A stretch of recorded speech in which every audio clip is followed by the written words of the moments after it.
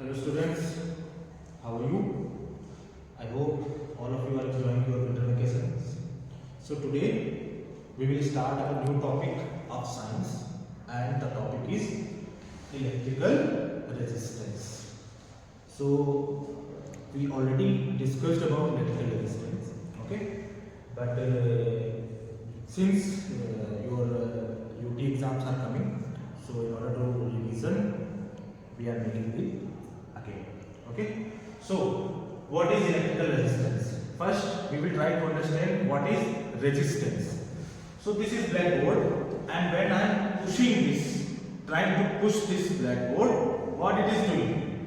It is resisting the force which I am trying to apply over it. So same goes for the electrical resistance.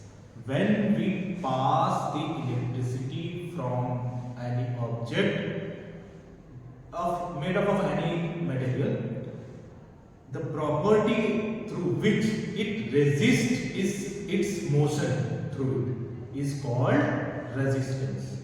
So what is resistance? The property of an object due to which it resists the flow of electrical current through it is called electrical resistance. So like if we take this chalk, okay, if we take this chalk and we will try to pass electricity through it, what it will do? It will not allow the electricity to pass through this chalk. Why? Because it has high electrical resistance. But at the same time, if I will use object made up of any metal like this, suppose this is aluminum, and if I am using this metal and trying to pass electricity through it, then electricity will pass through it properly. Why it is happening? Because the resistance of the particular metal, like in this case we have taken aluminum, is very less. Resistance of the aluminum is less, so more electricity will be passed through it. Okay. So since we have discussed what is electrical resistance, so now I will discuss factors affecting electrical resistance. So I will again repeat what is electrical resistance. Electrical resistance is the property of an object by which it resists the flow of electricity through it. Okay. Now, factors affecting the electrical resistance. First is nature of the material. Okay. First I will discuss the nature of the material. See, I have taken example of this chalk and this aluminum. Okay. This chalk has certain nature and this aluminum has certain nature. Okay. Because of its nature, this chalk is not allowing the electricity to pass through it, and because of this aluminum, it has some nature, and because of its nature, this aluminum is allowing the electricity to pass through it. Okay. So it depends, the electrical resistance also depends upon the nature of the material. Okay. You must have seen in your house the wires which are used are generally made up of copper. Why we are using copper? Because copper shows very less electrical resistance.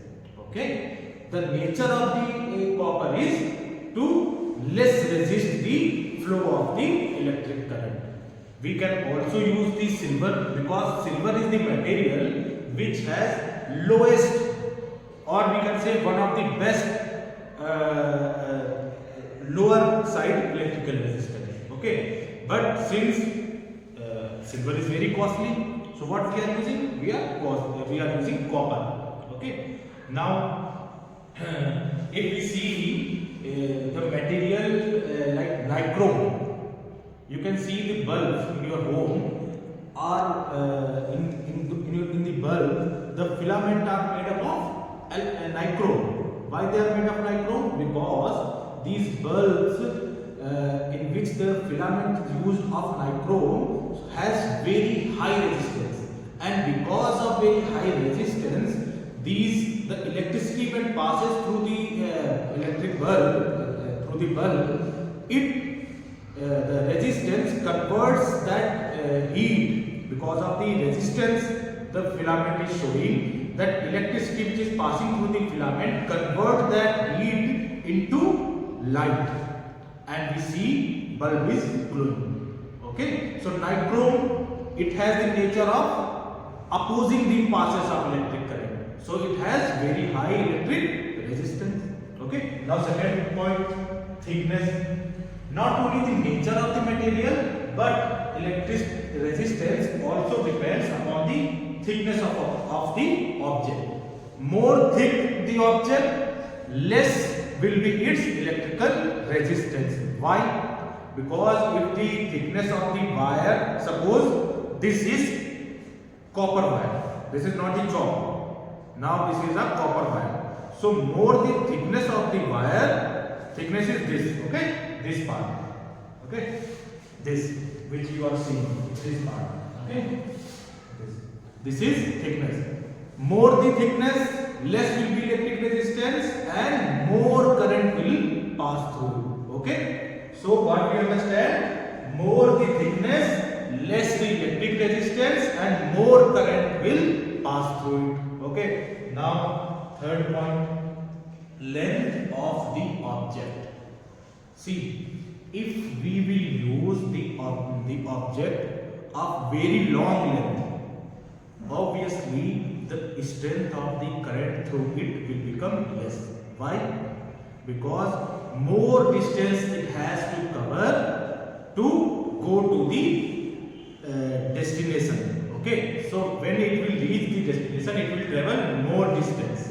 So when it will travel the more distance, less strong the current will become.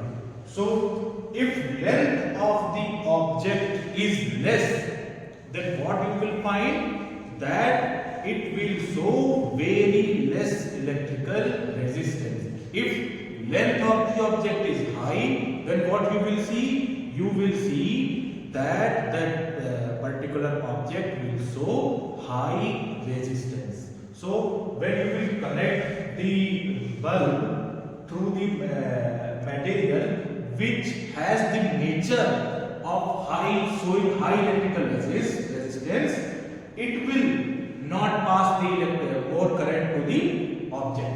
Now second, if you are using the object and trying to pass the electricity through it, and the thickness of that object is very less, then what will happen? Thickness is less, it means less current will pass through it. Third point, length.